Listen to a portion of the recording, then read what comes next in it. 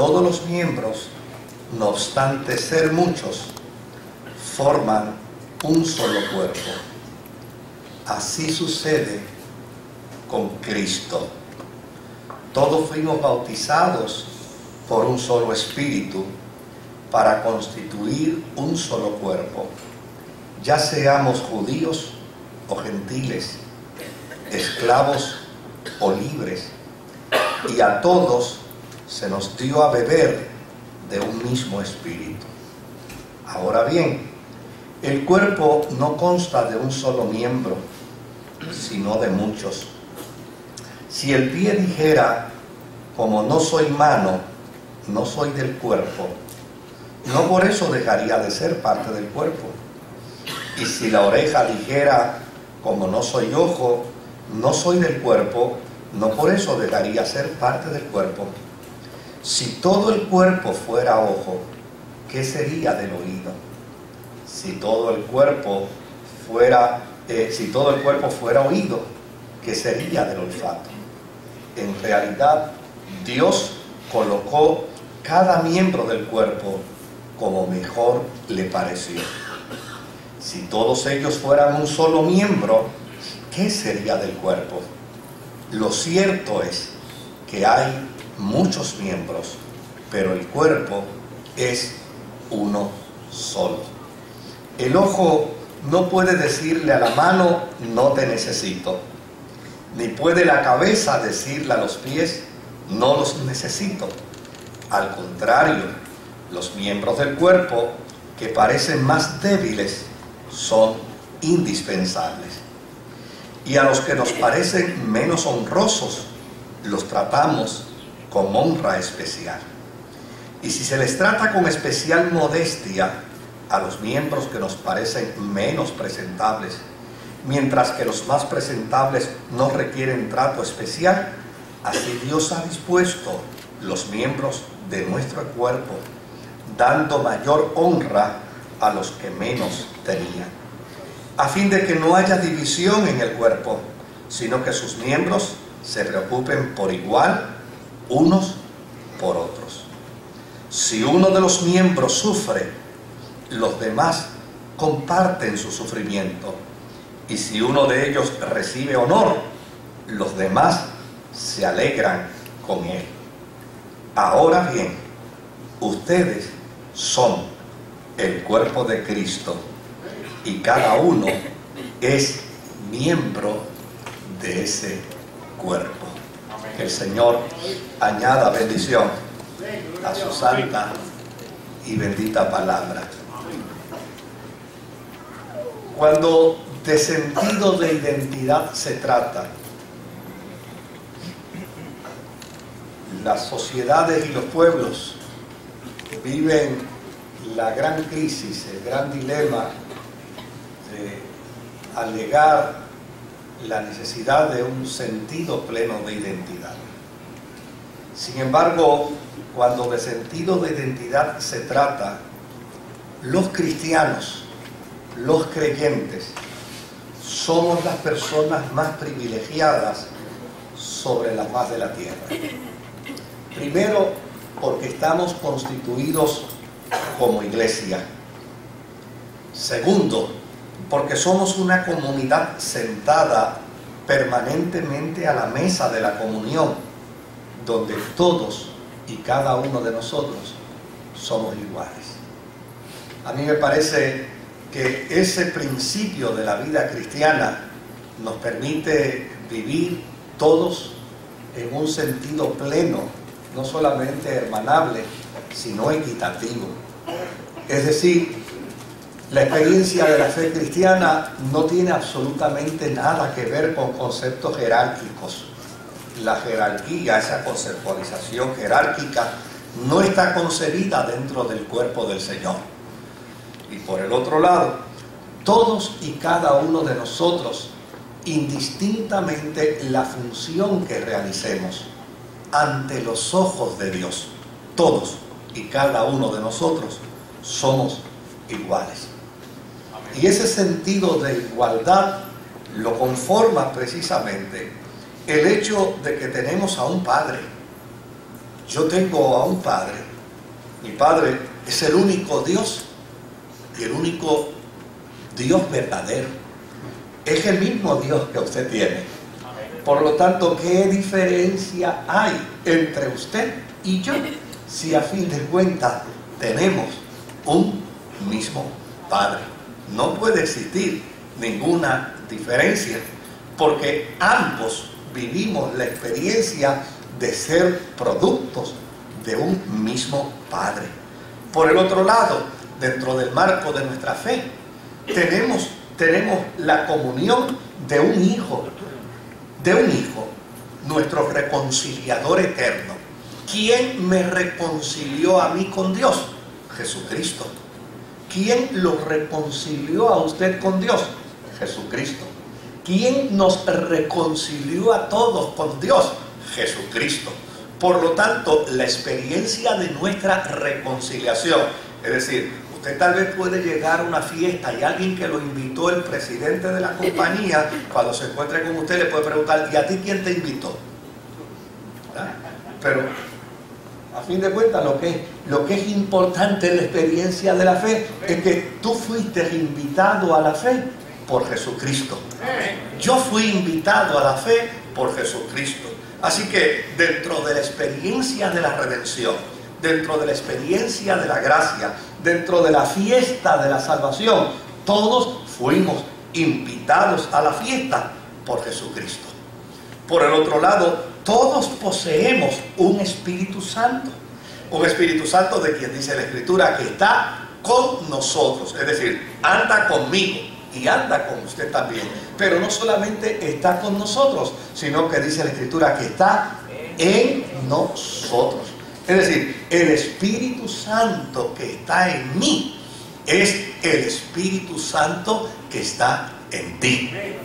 Así por decirlo de una manera clara, no hay ninguna diferencia entre un creyente y el otro, porque dentro de esa dimensión de fe, todos y cada uno de nosotros pertenecemos por la gracia de nuestro Señor Jesucristo.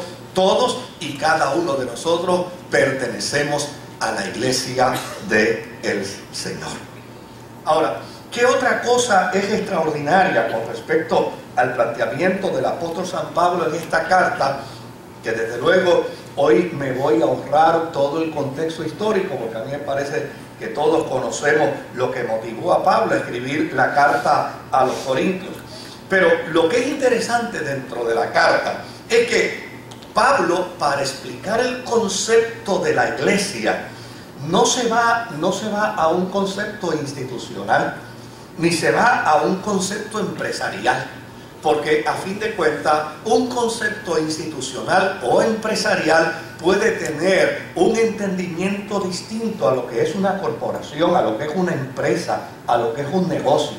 Pablo se va precisamente al concepto del cuerpo, y para lograr un mejor entendimiento de lo que somos en la fe, el apóstol San Pablo va a decir: todos y cada uno de nosotros estamos representados en un cuerpo. ¿En qué cuerpo estamos representados? ¿En qué cuerpo es donde tú y yo estamos ubicados? ¿En qué cuerpo es donde el mundo nos puede ver?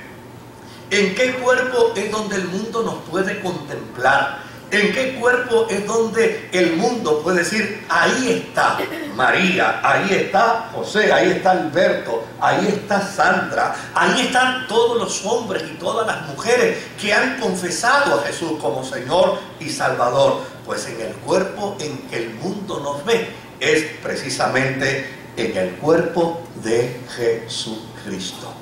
A mí me parece que eso es un privilegio extraordinario. A mí me parece que esta es una de las maravillas más grandes que puedan existir. Que Dios me haya reconciliado a través de Cristo. Que Dios haya depositado sobre mi vida el Espíritu Santo. Y que ahora me haya colocado, me haya ubicado en el cuerpo de Jesucristo. Yo creo que ese es un privilegio, óigame, que no existiría hombre y mujer alguno sobre la faz de la tierra que pueda sentirse privilegiado, sino solo los hombres y las mujeres que sirven al Señor. Ahora, fíjese lo interesante de todo esto. Lo interesante no es que solo pertenecemos al cuerpo de Cristo. Lo interesante es que Cristo es la cabeza de ese cuerpo. Es decir, Cristo es precisamente el que ocupa el lugar de preferencia dentro del cuerpo. Es el que ocupa el lugar de importancia dentro del cuerpo. Ahora, miren, yo creo que esto es importante que lo podamos mirar a la luz de cómo el apóstol San Pablo lo explica. Dios no constituyó una iglesia y la dejó al margen, la dejó separada de su vínculo, de su gracia, de su esencia. No, Dios constituyó a una iglesia y una vez constituyó la iglesia, Él se ubicó dentro de ese cuerpo. Lo que hace a la iglesia eterna es precisamente que Cristo es la cabeza. Lo que hace a la iglesia poderosa es que Cristo es la cabeza. Lo que hace el fiel cumplimiento de la Escritura cuando dice, y las puertas del infierno jamás podrán vencer a la iglesia del Señor, no es que allí se encuentra Moisés Román, es que allí está Jesucristo como cabeza de la iglesia. Lo que hace temer al infierno, lo que hace temer a los demonios, lo que hace temer al diablo, lo que hace temer a las fuerzas del mal, el poderío, la gracia y la autoridad de la iglesia, es que Cristo es la cabeza de la iglesia. Esa es la implicación. O sea, la implicación teológica con respecto a que Cristo es la cabeza de la iglesia no quiere decir que Él es el mandamás. No, lo que esto quiere decir es que la garantía de eternidad de la iglesia está sostenida, está avalada precisamente porque Cristo es la cabeza de la iglesia. Y siendo Él la cabeza de la iglesia, entonces nosotros estamos diseminados en cada órgano, en cada cuerpo, en cada miembro, en cada hueso, en cada articulación, en cada célula, para que la excelencia del poder sea de Él y no de nosotros. Así es que el apóstol San Pablo utiliza este símil del cuerpo en función de dos cosas fundamentales. Número uno, desarrollar un sentido de concienciación entre los cristianos a fin de que todos los cristianos podamos entender que si yo soy miembro del cuerpo de Cristo, entonces yo tengo que estar unido al cuerpo. Porque no puede existir un miembro del cuerpo que viva separado del cuerpo. No puede existir un miembro del cuerpo, Jesús nos dijo, separados de mí, que nada podéis hacer. No puede existir. El corazón puede estar funcionando dentro de usted 60, 70, 80, 90 y algunos hasta un poco más de tiempo, ¿no? Ese corazón puede estar funcionando ahí. El día que usted saca ese corazón del cuerpo, ya sencillamente el corazón se liquidó, mató al cuerpo también.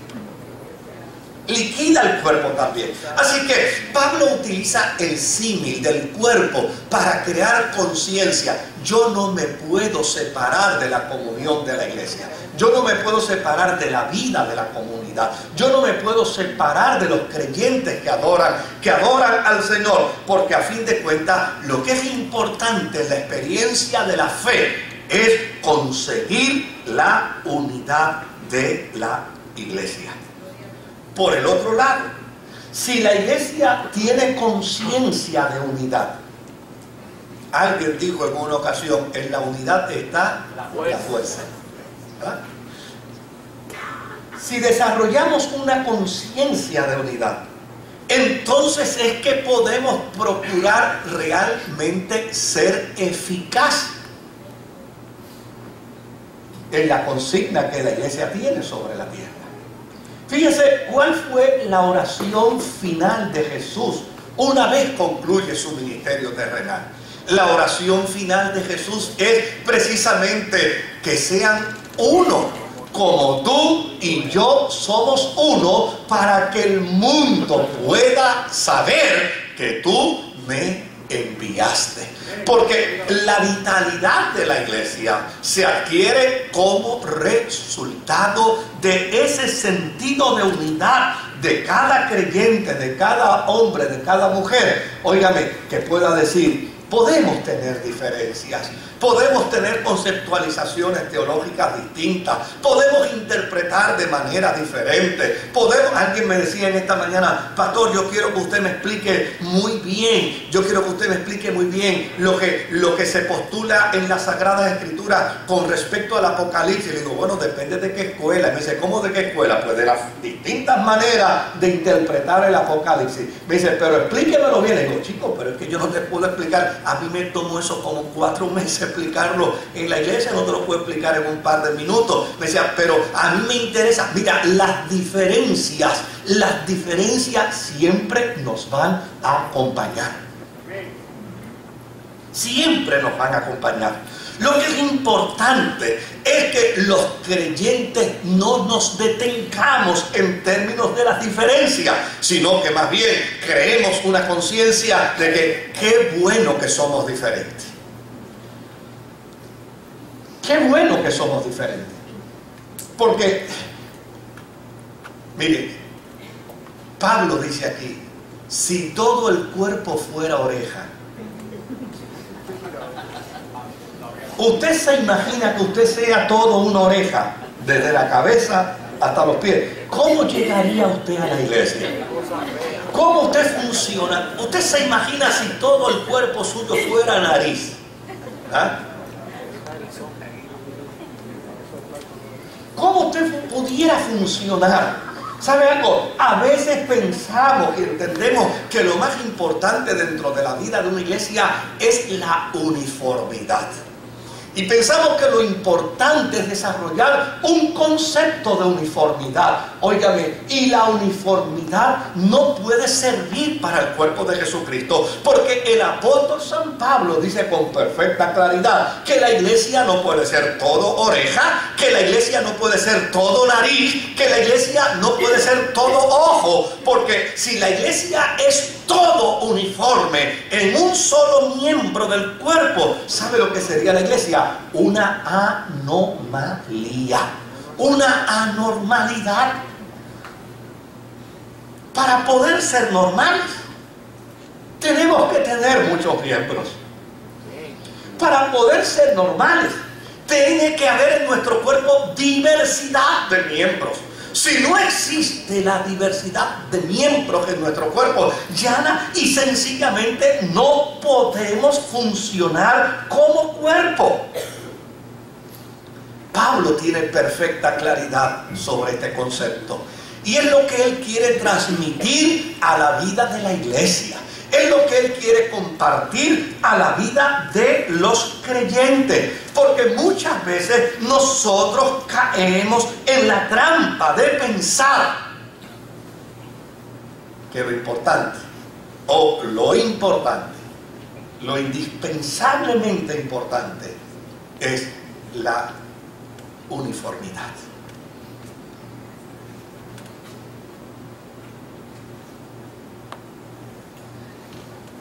Y en la uniformidad no hay oportunidad de demostrar el amor. En la uniformidad no hay oportunidad de demostrar el compañerismo. En la uniformidad no hay la oportunidad de demostrar la empatía. Donde hay oportunidad de demostrar el fruto del Espíritu es en la diversidad.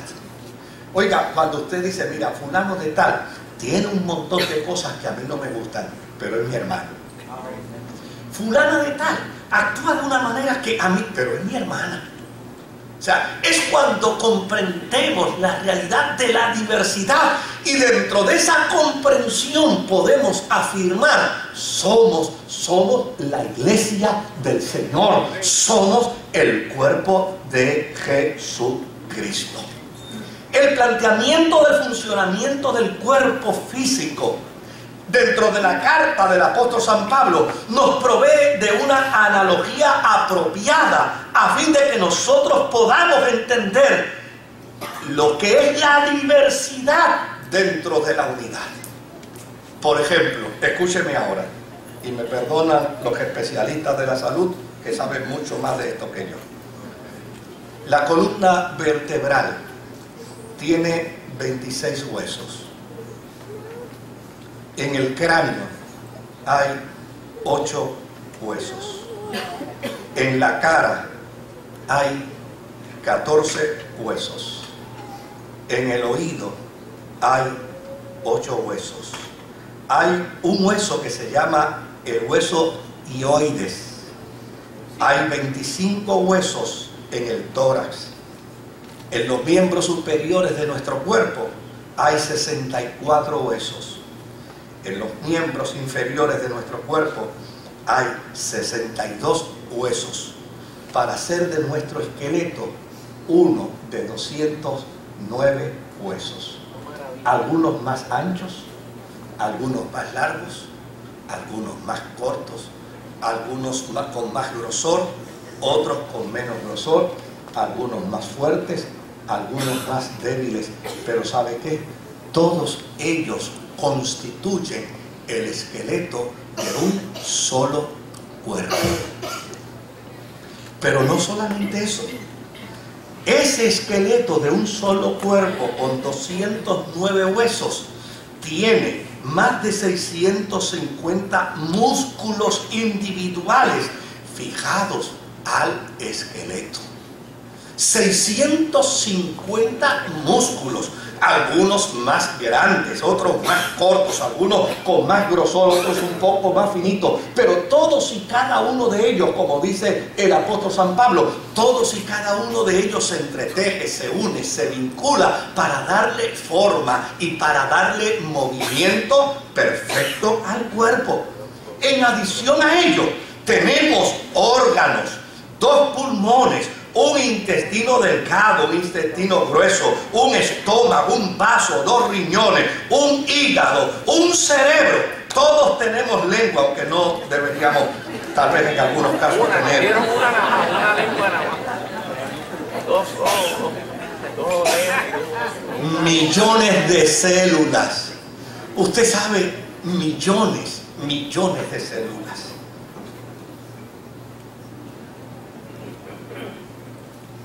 Y cuando yo hablo de mi cuerpo, tal vez no tengo el conocimiento pleno de lo que mi cuerpo es funcionalmente hablando.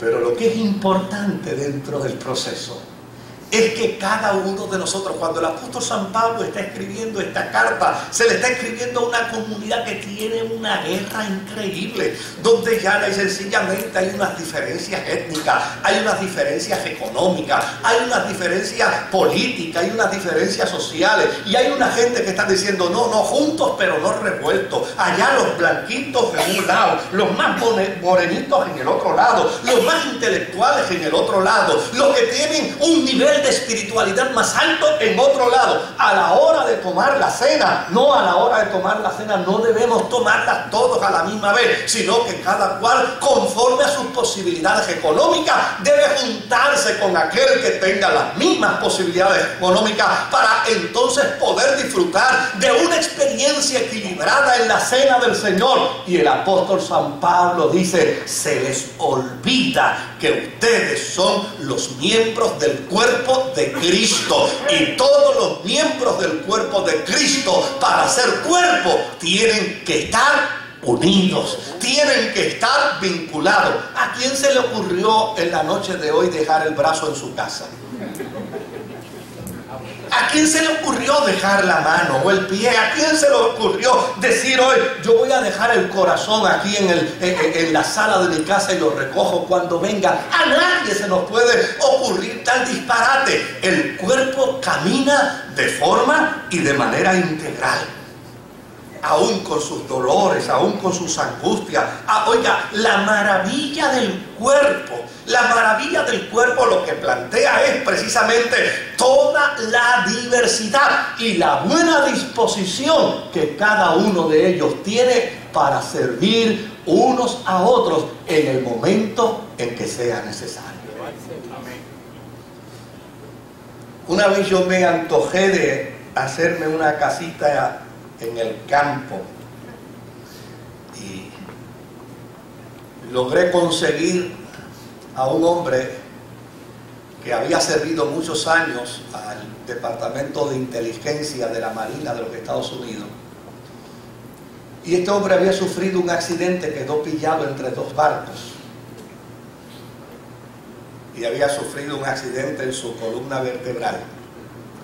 Y fue licenciado del ejército, y desde luego tenía unas habilidades manuales extraordinarias, era un ebanista increíble. Y este hombre se ponía un tipo de faja en su cuerpo, y una vez se ponía ese tipo de faja, a él le fascinaba trabajar con la madera y construir. Y fue interesante porque a mí me dijeron, mira, quien te puede hacer esa casita de madera es fulano de tal. Y desde luego pues yo lo llamé, conversé con él, y luego de haber convenido que sí, que él iba a hacer la casita de madera, me dice, Moisés, yo le digo, ¿tú tienes un ayudante o tú necesitas que yo te busque uno? Me dice, todo depende, Moisés, depende, porque si tú me buscas un ayudante que no ame la madera, yo no lo quiero. De hecho, yo le busqué un ayudante, y al otro día se paró temprano y me dijo, bótalo. Pero chico, me dice, no lo quiero. Le digo, pero ¿y por qué no lo quiere? Porque no ama la madera. Y quien no ame la madera no debe trabajar con madera, Moisés. La madera hay que amarla. Tú no puedes agarrar un pedazo de madera, un 2x4 y caerle a martillazo si no es necesario caerle a martillazo. Tú tienes que amar la madera. Yo decía, Dios mío, ¿en qué hospital psiquiátrico yo me para acá? Pero ese era su planteamiento, y entonces le busqué otro ayudante y finalmente encontramos a un hermano que me dice, ese sí puede trabajar conmigo porque ese ama la madera, ese respeta la madera. Pero dentro de las advertencias que él me hizo, me dijo, yo no quiero que tú toques una herramienta mía. Yo le dije, sí, tú no tocas mis herramientas. Bueno, pues está bien, no hay ningún problema. Él llegaba temprano en la mañana y en efecto sí amaba la madera. Él la miraba, la contemplaba, daba expresiones de gloria a Dios. Mira qué forma, mira qué fibras más hermosas, mira cómo corren estas fibras por esta madera, mira el olor que esta madera tiene. Y decía, ay, santo Jehová. Ahí estaba él, claro, prohibiéndome. Me decía, ¿para dónde tú vas? Le digo, no voy por aquí. Me dice, no cojas mis herramientas, no las toques, no toques mis herramientas. Bueno, un día él se fue, ya terminó de trabajar y se fue. Cuando yo miré, había un panel que tenía unos clavos que no había metido.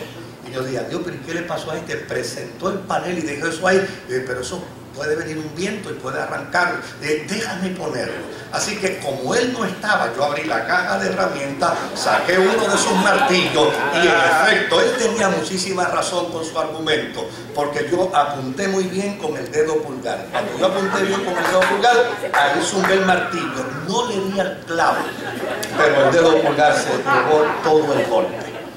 Claro, cuando el dedo se llevó el golpe, mire qué maravilla el cuerpo. A la boca no le importó que el dedo pulgar estaba sucio. ¿Sabe qué me dijo? Yo te sirvo de refrigerador, muchacho, mete ese dedo para acá. Y inmediatamente la boca empezó a servir de refrigerador en lo que llegaba el hielo. Y sabe, yo tenía un hambre increíble, pero cuando me llamaron para comer, era tanto el dolor que el estómago dijo, no te preocupes, Moisés, nos solidarizamos, aquí no come nadie hasta que el dolor del dedo primario se te quite. O sea, esa es la gran realidad que el apóstol San Pablo nos está planteando con esto, porque usted y yo necesitamos entender que somos muchos miembros. Somos muchos miembros.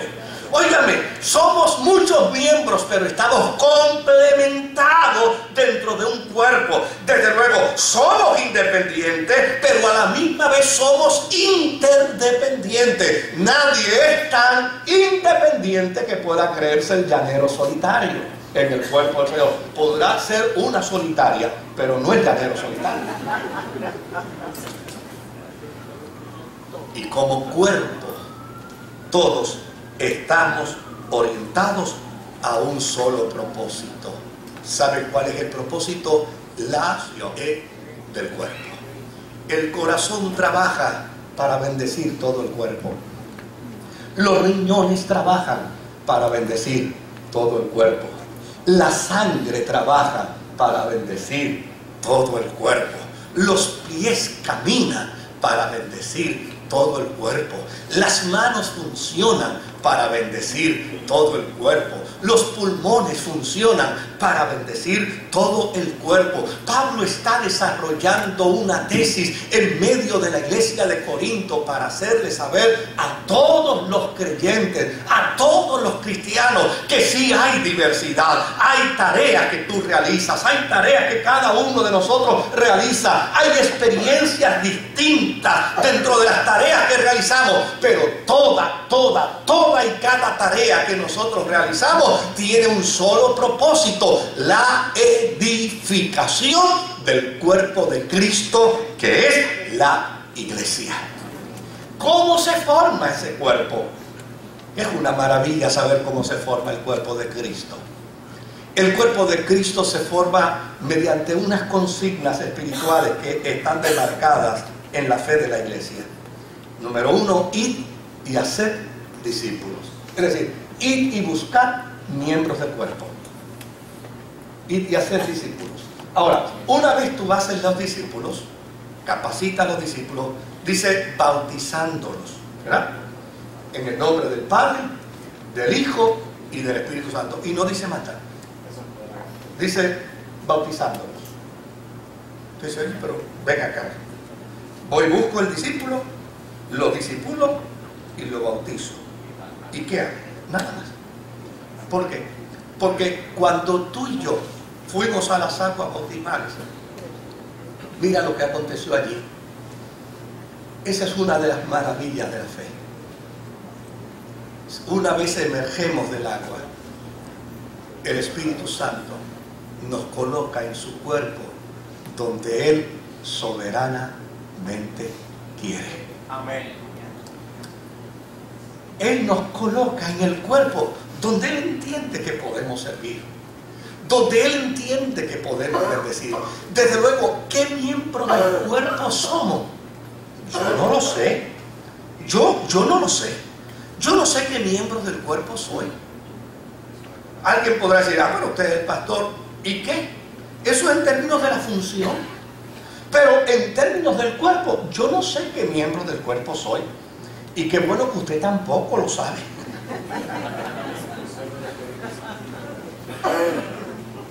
Simplemente el Espíritu Santo dijo, tú eres miembro del cuerpo, y te colocó en el cuerpo.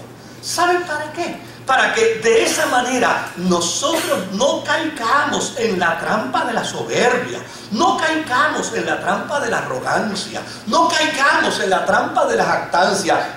Yo sí tengo perfecta claridad que yo soy miembro del cuerpo. Ahora, lo que es extraordinario es que como miembro del cuerpo yo edifico al cuerpo completo.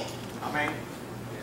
Y los demás miembros del cuerpo me edifican a mí. Porque a fin de cuentas, si ellos no me edifican a mí, yo no puedo funcionar dentro del cuerpo. ¿Se da cuenta la importancia de la necesidad de esa conciencia? yo me topo con gente que quiere vivir la vida cristiana como llaneros solitarios. De hecho, en estos días estaba confrontando a un amigo y le estaba diciendo, óyeme, ¿cuánto tiempo hace que tú no te congregas? Eres casi insufrible. No, pero no hay manera. No hay manera.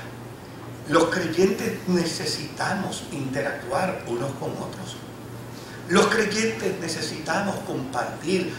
¿Sabe? El salmista dice, mirad cuán bueno, cuán delicioso es cuando habitan los creyentes juntos en armonía, porque allí envía Jehová bendición y vida eterna. Usted no tiene idea de cuánta bendición produce la reunión de los santos. Usted no tiene idea de cuánta bendición se produce como resultado del encuentro, del abrazo, óigame, como resultado del saludo, como el resultado de la sonrisa. Usted quiere salir bendecido aquí, vaya, arriésguese y dígale a Juana que le dé un abrazo para que usted vea que lo electrifica y usted sale de aquí con el abrazo de Juana, óigame, que dice, ya yo completé, salí full de la iglesia, porque es la experiencia de todos y cada uno de nosotros como creyentes, es la experiencia de todos y cada uno de nosotros como parte del cuerpo de Cristo.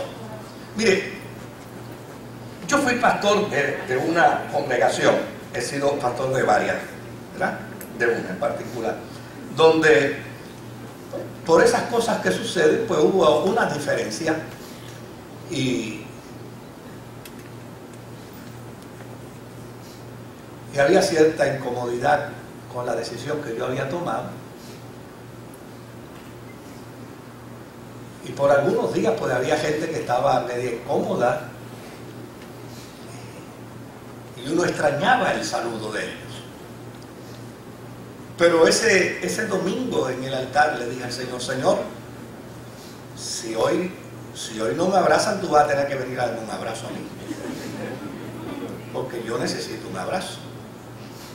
La cuestión fue que el culto terminó. Y después que el culto terminó, yo tenía que entonces cerrar la iglesia. Y me puse a cerrar la iglesia. Y cuando de momento miré, todo el mundo se había ido. Así que yo estaba solo cerrando la iglesia y dije, Señor, no me abrazaste hoy. Al rato escuché a alguien que venía como si estuviera galopando. Fíjese qué dato interesante. Era un muchacho con una condición de retardación, con unas limitaciones. Este muchacho, su familia le había conseguido trabajo en el municipio. Y el trabajo que había conseguido en el municipio era recolector de basura. Ese era su trabajo. Pero él tenía tanta conciencia y tanta consideración de los hermanos que muchas veces cuando venía directamente del trabajo hacia la iglesia, él lo que hacía era que alaba una sillita y se iba afuera a la puerta. Y uno iba donde él y decía, pero entra dentro. Y decía, no, pastor, yo vengo de trabajar y esta ropa se llena de malos olores. Yo no quiero lastimar a nadie. Así que él se quedaba en la parte de atrás, fuera de la puerta, escuchando el culto, orando y adorando al Señor allí.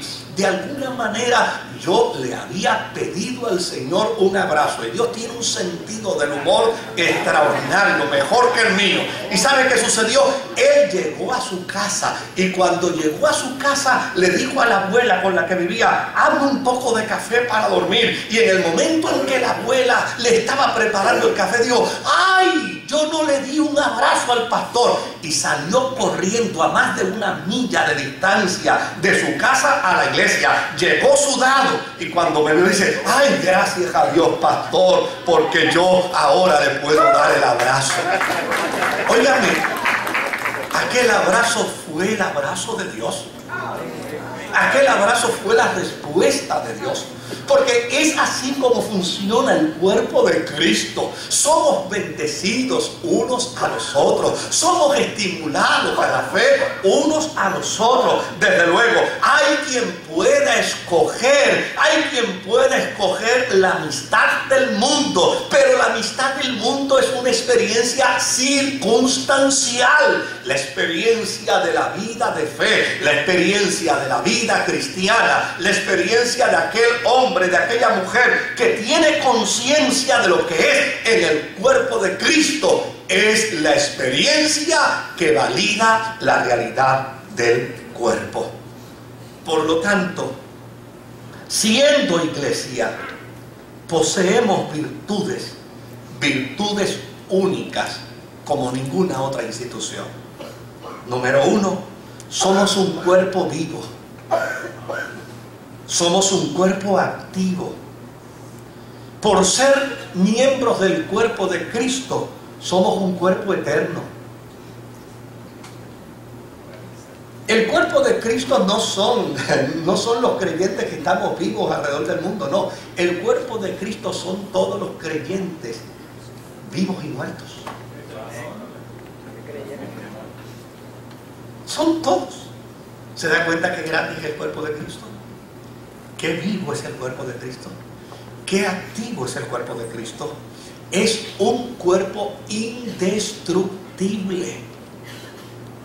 Como resultado de estar en el cuerpo de Cristo y ser la iglesia del Señor, la Escritura dice, y las puertas del infierno no prevalecerán contra ella. Por el otro lado, poseemos las más altas e inescrutables riquezas espirituales. Es como resultado de ser miembros del cuerpo de Cristo que vivimos en una dimensión tal. Óigame, la gente habla de las 7 maravillas del mundo. Esta es la mejor de todas las maravillas. Ser parte del cuerpo de Jesucristo. Desde luego, la eficacia nuestra consiste precisamente en que, aunque no sabemos qué parte del cuerpo somos, sí podemos asegurar, yo no soy un aborto a la naturaleza, yo soy parte del cuerpo de Jesucristo, yo soy parte de la iglesia del Señor. Y sabe que hay otra dimensión extraordinaria dentro del cuerpo. Cuando uno habla de todo este concepto, uno ve ese concepto del cuerpo desde el punto de vista de lo macro, Y déjeme decirle que en ese sentido nosotros no podemos pensar como isla. El cuerpo de Cristo es más grande de lo que usted y yo imaginamos. Mucho más grande de lo que usted y yo imaginamos. Tal vez usted y yo podemos tener un pensamiento un tanto reducido en términos de la expansión, de la anchura, de la altura, de la longitud, de la profundidad del cuerpo de Cristo. Pero cuando se trata de la realidad del cuerpo de Cristo, óigame, esa dimensión es extraordinariamente grande. Yo no tengo idea de cuán grande es el cuerpo de Jesús. Lo que yo sí puedo afirmar, que somos parte de ese cuerpo. Yo no escogí los miembros de mi cuerpo. Los miembros de mi cuerpo nacieron conmigo, advinieron conmigo, me acompañaron en el momento de la gestación y estuvieron ahí dentro del vientre siendo un embrión hasta el momento en que salí, y de ahí en adelante han seguido conmigo todo el tiempo. Yo no tuve la oportunidad de escoger las manos, no tuve la oportunidad de escoger los riñones, no tuve la oportunidad de escoger el corazón. Llana y sencillamente yo vine con el paquete completo.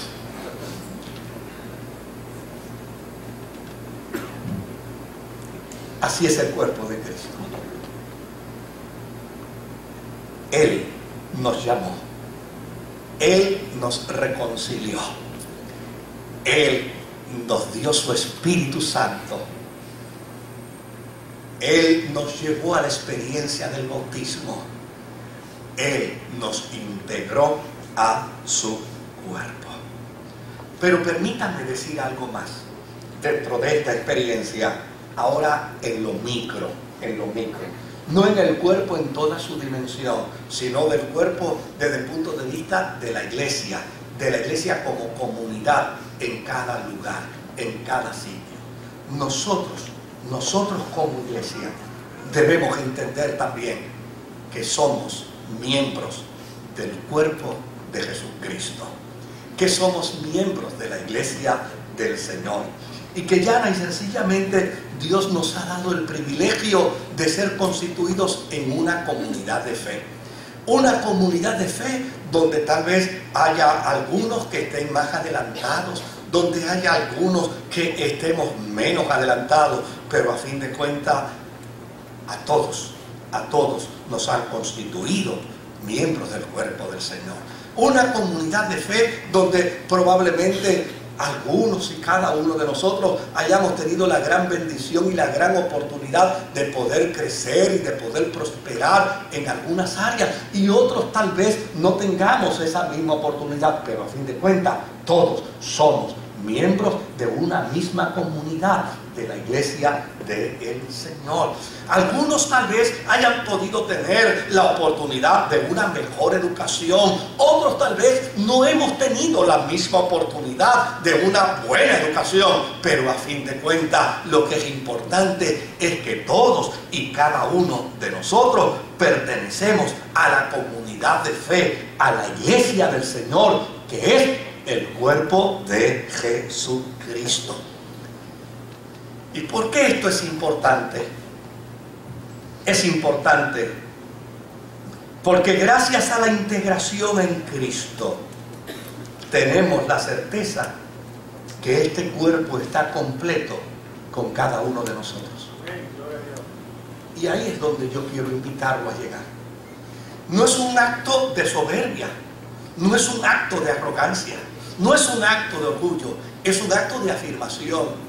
El cuerpo de Cristo está completo porque Él me introdujo a su cuerpo. Fue su gracia la que me introdujo. Pero si Él no me hubiera introducido a su cuerpo, el cuerpo estaría incompleto. Porque una célula fuera del cuerpo hace al cuerpo que incompleto. Un brazo fuera del cuerpo hace el cuerpo incompleto. Un riñón fuera del cuerpo hace al cuerpo incompleto. Si usted no estuviera en la comunidad estuviera incompleta.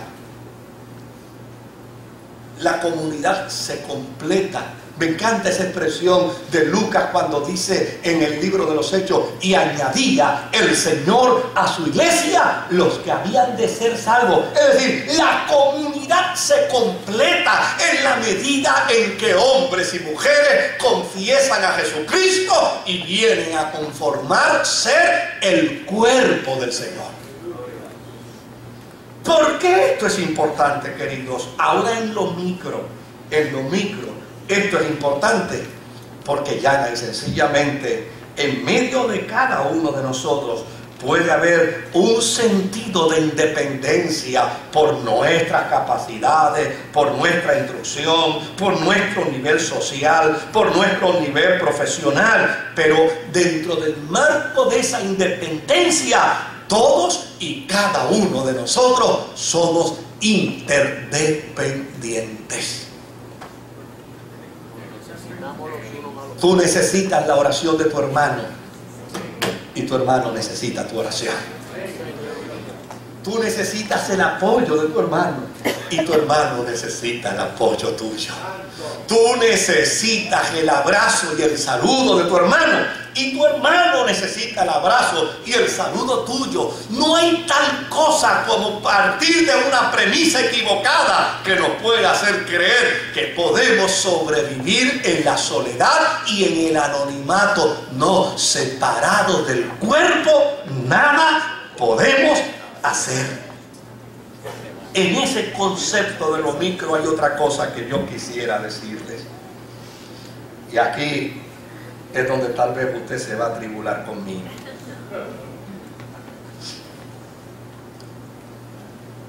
Como comunidad, todo lo que disfrutamos nos pertenece a todos. Aquí no hay tal cosa como la iglesia de Moisés.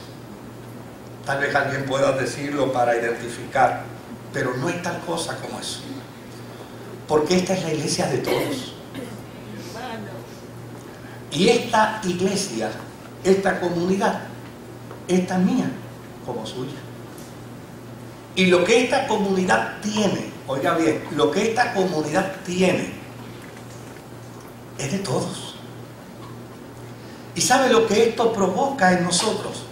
Esto provoca en nosotros la grandísima obligación, oiga bien, la grandísima obligación de corresponder todos juntos, unánimes, hacia la dirección de la comunidad.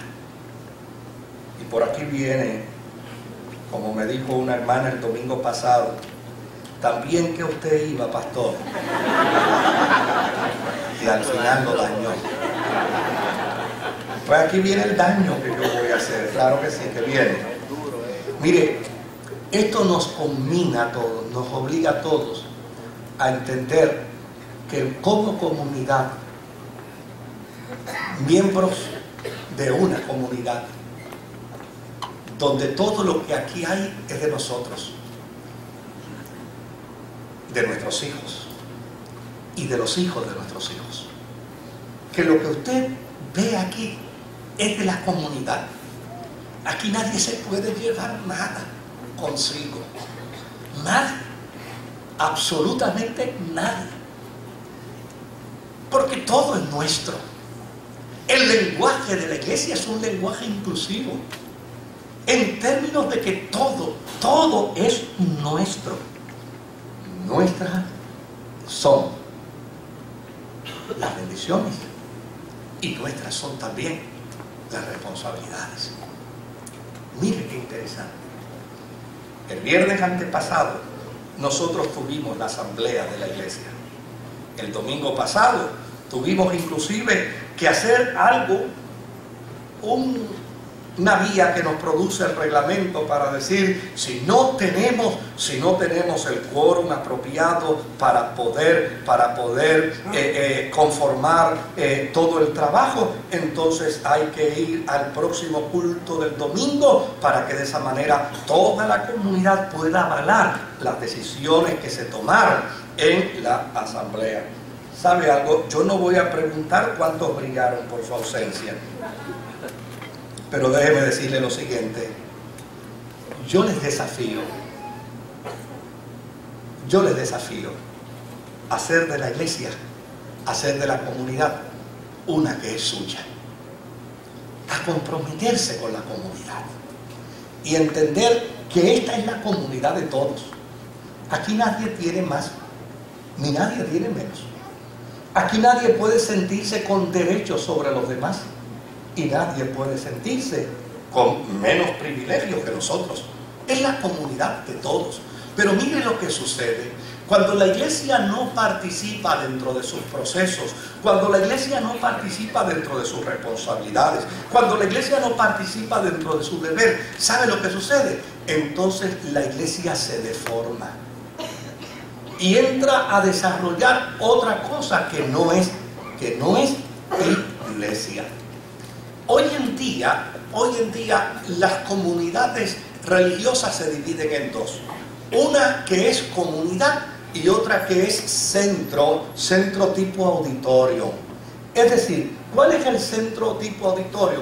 Aquellos lugares donde ya no y sencillamente la gente viene a escuchar una buena música, a escuchar una buena predicación, una buena enseñanza, pero ya no y sencillamente de ahí se van y nadie puede cuestionar absolutamente nada, nadie puede preguntar absolutamente nada. En estos días pasados me decía un hermano, me decía: pastor, fíjese qué cosa, el solo hecho de yo haber preguntado en mi iglesia, pastor, ¿y qué se hace con las aportaciones que nosotros damos? Fue suficiente para que el pastor me dijera: si no le gusta, váyase de aquí. Pues mire, ¿sabe lo que eso crea? Negocios propios. ¿Sabe lo que eso crea? Negocios de familia. ¿Sabe lo que eso provoca? Que unos individuos se apropien de lo que es comunitario. La iglesia necesita crear conciencia como comunidad y entender que si todo nos pertenece a todos, entonces todos tenemos deberes y todos tenemos responsabilidades. responsabilidades.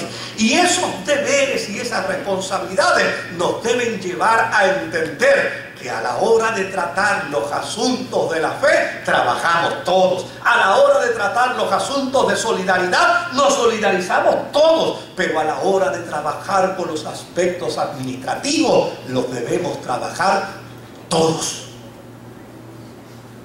Porque de lo contrario, lo que hacemos es provocar enajenación de grupos.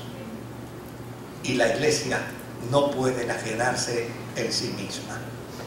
La iglesia, por el contrario, tiene que integrarse cada día. Mire cómo dice la retórica del poema del Cantar de los Cantares. ¿Quién es esta que se muestra como el alba, hermosa como la luna, esclarecida como el sol, imponente como ejércitos en orden?